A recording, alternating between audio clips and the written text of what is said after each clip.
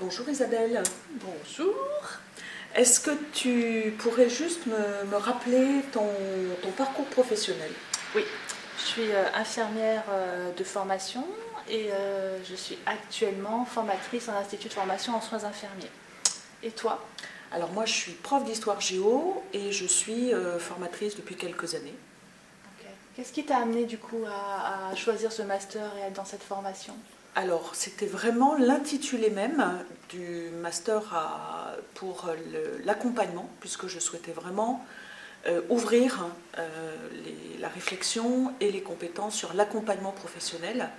Et j'avais aussi très très envie de rencontrer d'autres métiers que le mien pour un échange, voilà, vraiment constructif. Okay. Et toi? Moi du coup c'est pareil, c'est la plaquette qui m'a intéressée avec en fait tout ce qui était approché, que ce soit l'analyse de pratiques professionnelles, que ce soit l'entretien d'explicitation, travailler aussi autour de la recherche, vraiment dans l'axe de développer en fait mes compétences dans l'accompagnement auprès des étudiants en soins infirmiers, de me sentir peut-être un peu plus légitime aussi dans ma pratique professionnelle. C'est vraiment l'intérêt que je porte à ce master. Vous vous souvenez d'une petite anecdote qui vous est arrivée ou ce que vous avez ressenti après vous êtes formé, arrivé dans vos métiers réciproques?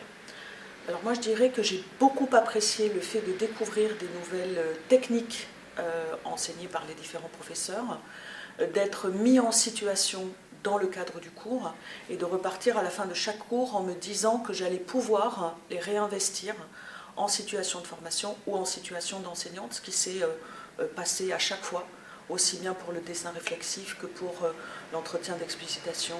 Voilà, c'est une richesse construite pas à pas et tout ensemble. En plus, cette année, on s'est particulièrement bien entendu. En fait, pour faire suite, moi, c'est de me surprendre à justement réinvestir sans m'être dit tiens, je vais réinvestir. C'est utiliser les questionnements d'entretien d'explicitation, par exemple, dans l'accompagnement des gestes professionnels pour que les étudiants les maîtrisent mieux.